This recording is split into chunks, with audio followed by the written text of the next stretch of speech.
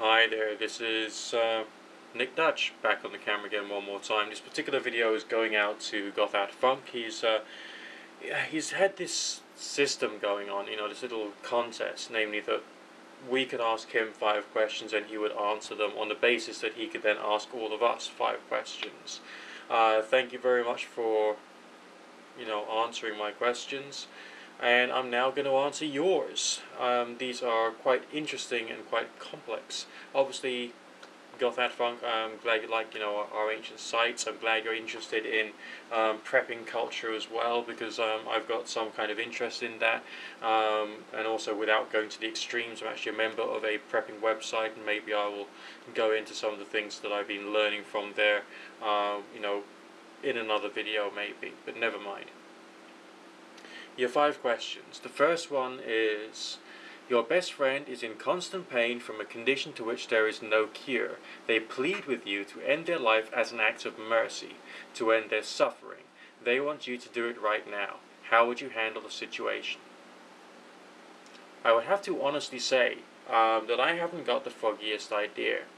Because firstly, this is supposed to be like my best friend, someone I'm very close to. There'll be an awful lot of like emotional ties, and it's a very emotional situation. The questions that one would have to ask oneself would be those to do with compassion for the individual. One would have to think about the act as well, and whether one could handle it, and also whether one could do it without actually ending up with an individual who's still alive and in even more pain. Then of course you've got your personal morality and whether you could live with it, and there will be many other questions you'd have to ask yourself. I personally would have to say that I would not be able to do it right now. I don't think that I would be able to. If it was another way around, maybe this person had not told me they had a terrible health problem and they were trying to attack me, would I defend myself, possibly even to the point of them dying? That would be another issue. But when someone frames it like, I have got a health problem and I'm going to die, or after 20 years of agony, can you please kill me now?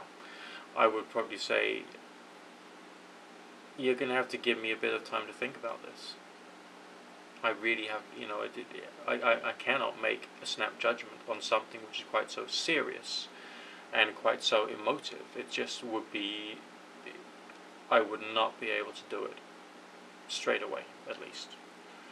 Can I, in practice, or will I be able to take some form of action to assist that person in their death? I don't know. It's not the sort of question which comes up in my life very frequently. I'm aware that when I am angry, I can do things which are inappropriate. Yeah. But if it's someone who I love, it becomes harder to act to their benefit through snuffing out their life. It's complex. It's a very complex question. Anyway, the second question, let's not dwell on that one too much, it's a bit lugubrious, and I'm sure some of my subscribers actually want to enjoy watching this video and they don't want to think, oh my god, it's so like, scary and full of death and sickness and all that kind of stuff. Question 2, when it comes to a romantic partner, how would you prioritize from least important to most important the following list of characteristics? And there's a list here.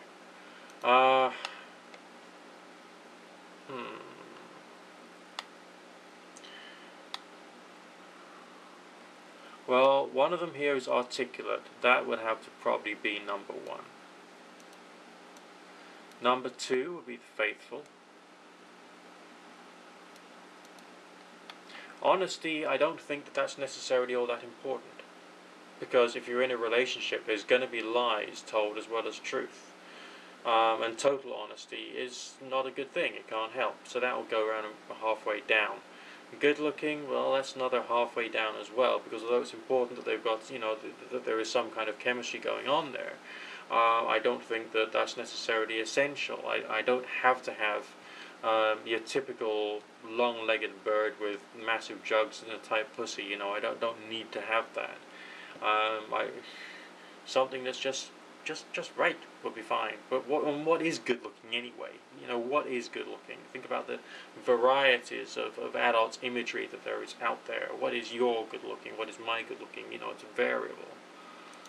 Well, as far as liking my sense of humor, I don't think that's important at all. I would say, you know, having an articulate individual who is intellectually articulate is the most important thing. Sex appeal, that has some importance, but it is not complete importance, because you've got to have a whole relationship. High sex drive, no. I don't think that that's very important at all. Personal belief, spirituality,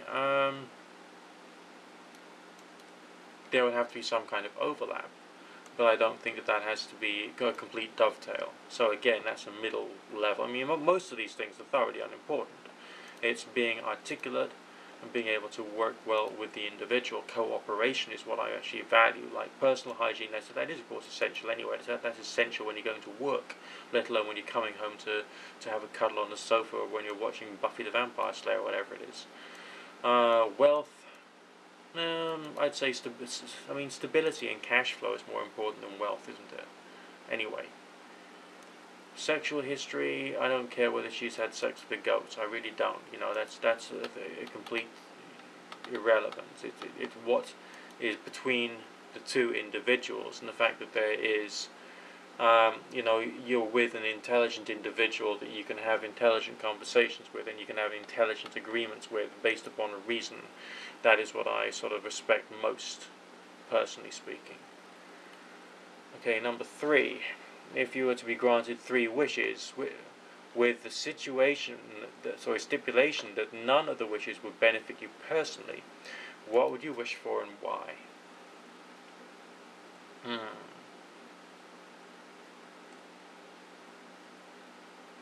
The things which piss me off about the world is homelessness, sickness, and poverty. Those are the 3 things that really upset me. If there could be an end to, I mean, take into account your stipulation there. I can't say an end to sickness, because that would benefit me as well. I can't say an end to homelessness, because in case the situation arises whereby I could end up homeless, then essentially that would still benefit me personally.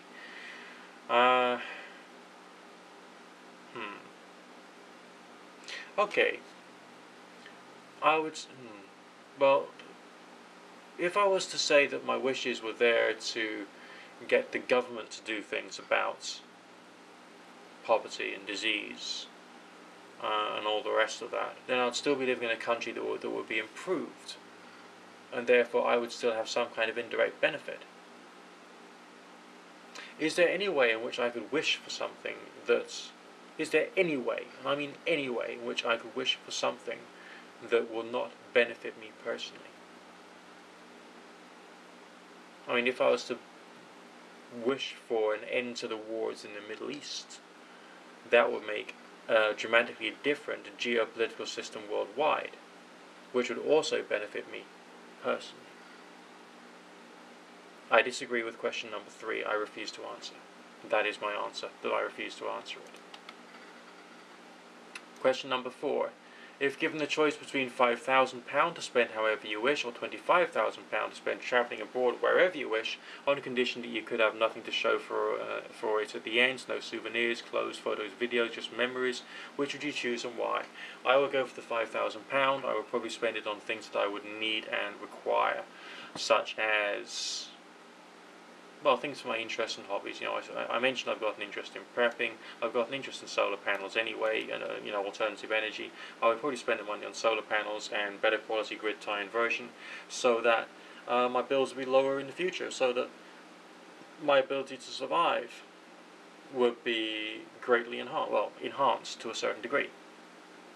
Taking into account the bills are going to go up even further, because that's the way the world is. All right, so you know, it's difficult, but I would say I'd go for the 5,000, spend it on something which is tangible and long lasting, because short-term short-term pleasures, they have their value, but if we're in a world where life is getting harder, then is it worthwhile having those short-term pleasures, or is it worthwhile having the ability to survive with greater ease? I would say the 5,000. And the final one is, think about the events in your life that have made you angry. What single thing made you the most angry, and what did you do about it? The things that make me the most angry are the way I've been treated by recruitment consultants and employers, and the way I've been treated in terms of my paychecks by employers.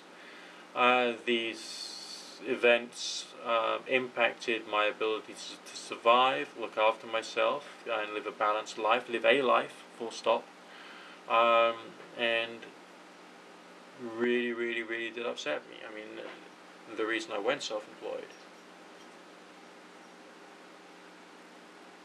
was essentially so that I could look after myself better.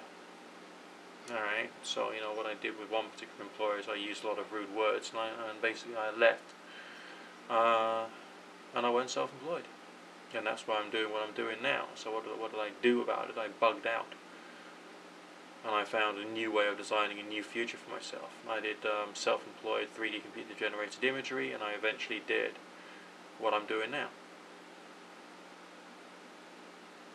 Those are your answers. Okay. I've enjoyed this, so hope you have too.